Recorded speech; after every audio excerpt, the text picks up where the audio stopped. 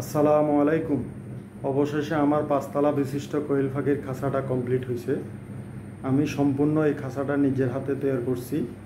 শুধু তার দিয়ে আমি সামনের অংশটা ঢাকা থেকে বানায় আনছি, আর বাকি সম্পূর্ণ কাজ আমার নিজের হাতে করছি। পানির জন্য এক সাইডে ব্যবস্থা রাখছি, আর খাওয়ার জন্য সামনের দিকে। এই পাইপগুলো আমি অরিজিনাল পোল্ট্রি পাইপ ইউজ করছি। আপনারা ইচ্ছা করলে এই পাইপটা আমার থেকেও নিতে পারবেন, কেননা এখানের খাওয়ারটা পড়বে না, এখানে কোনো লাচা লাগে নাই, পানি পড়বে না। আর সম্পূর্ণ খাঁচাটা কীভাবে বানাইছি সেজন্য আমি ফুল ভিডিও করছি।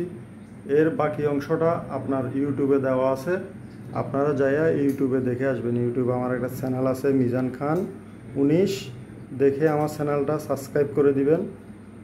আর আমার জন্য দোয়া করবেন, দেখে অবশ্যই মাশাআল্লাহ বলবেন। আর আপনারা কোনো কিছু জানার থাকলে অবশ্যই আমার সাথে যোগাযোগ করবেন, আমি আপনাদেরকে সম্পূর্ণ সহযোগিতা করে থাকব।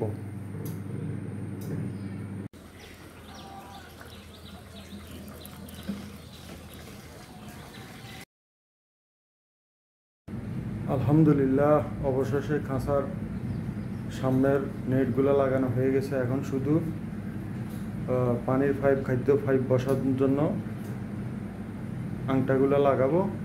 আংটাগুলো লাগানোর জন্য তারগুলো আনছি। আসসালামু আলাইকুম রহমতুল্লাহি বারাকাতুহু। আমি পাঁচতলা বিশিষ্ট একটা কোয়েল পাখির বাসা বানাতে যাইতেছি। মার্কাগুলো দিয়ে নিছি, পাশাপাশি সামনের পিছনের কাঠগুলো মাত্র কাটছি। এগুলোর পরে বাকি কাঠগুলো কাটা হবে। আলহামদুলিল্লাহ, আমি দেখেন প্রথম স্টেপে খাঁচাটা বানানোর জন্য কাঠগুলোতে মেপে দাগে দাগে জরিগুলো মেরে নিলাম। জরিটা মারা কমপ্লিট, এখন জয়েন্ট দিব। এইমাত্র ফ্রেমটা কাটলাম, ফ্রেমটা গাঁথা কমপ্লিট করলাম। এই যে দেখেন, এটা হলো সামনের পার্ট, এই পার্টটা হলো সামনের পার্ট। পুরাটা ভিডিও যদি কাজ করা অবস্থা পার্টে পার্টে দেখাইতে যাই তাহলে অনেক সময় লাগবে। এই জন্য আপনাদেরকে যেটা কাট মেপে নিলাম, কাটলাম, দাগ দিলাম। এখন ফ্রেমটা তৈরি করলাম, সামনে পিছনে দুইটা ফ্রেম তৈরি করে ফেললাম। দেখেন, এখানে হাইট আছে আপনার 11 ইঞ্চি, পিছনে 8.5 ইঞ্চি।